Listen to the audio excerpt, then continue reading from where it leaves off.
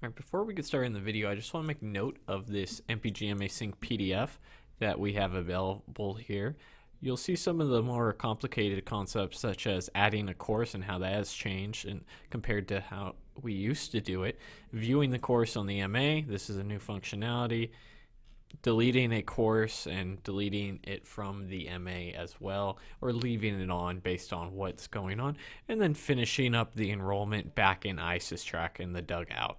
So there will also be the Mpg Overview here, which will go over the general things that are in Mpg and a couple of concepts such as merging credits and splitting credits. Alright, so the easiest way to test out the new Mpg Sync and practice around on it is to go to training.registration.isistrack.com and just go ahead and choosing a student that this will work with.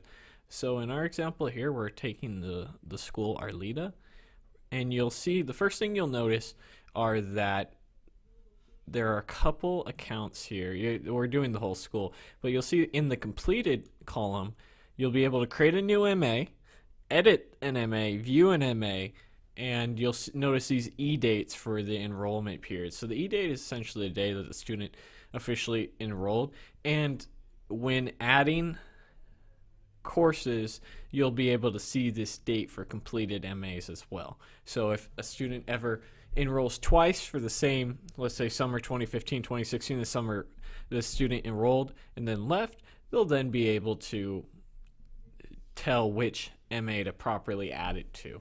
So let's go ahead and just view this or edit this student.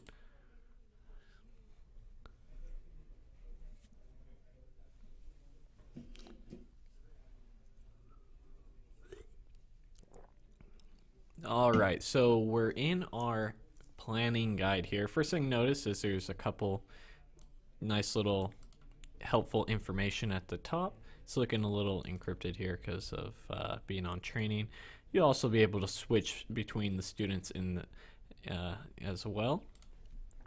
And do note that the snapshot may be slightly different depending on what guide each student is using, but it'll give you a general idea of how they're doing and what they have left to complete. You also will see this collapse externals with 0 credits and expand externals with 0 credits. So by default, the collapse externals with 0 credits is already checked to hide the failing grades for the external credits essentially. So the next thing you need to note is when adding a course, you'll also have the option of adding it automatically to the MA. So we're in math.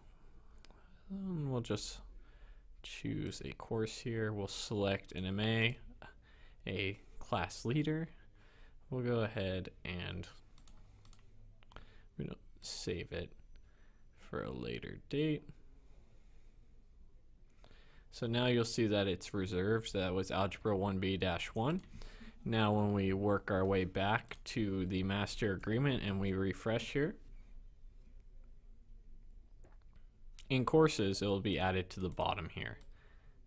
Now my understanding is there's not really a reason that you would want this off of the MA, but if you needed to delete the course, by default leaving this checked will leave it on the MA.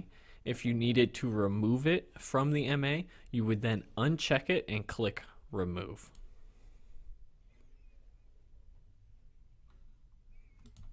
And now when we refresh it, you'll see that it's gone. But my understanding is this is not a functionality that is going to be used for the most part. The last thing to really keep track of in the Mpg Sync is, well, there's two things actually. The menu is now right here. The options will vary based on what type of course status you currently have. If it's external, if it's in progress, if it's completed, whatever it may be, this will change based on what's going on. So this will take you to the assessment. You'll be able to print out the contract for this. And let's go ahead and showcase how to split and merge credits. So we have our completed US History ACP course right here. We need to split this up into multiple credits. So this entire course is 5 credits. We can split it as many ways as we need. So we'll showcase splitting it into a 3, a 1, and a 1 course here. So now when we save it,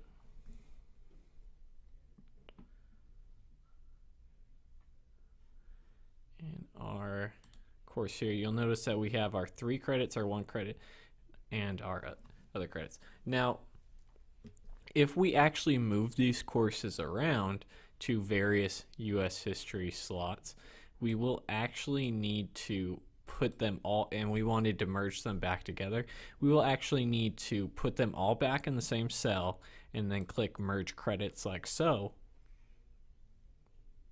And now when we go here, you'll see that it's all one course again.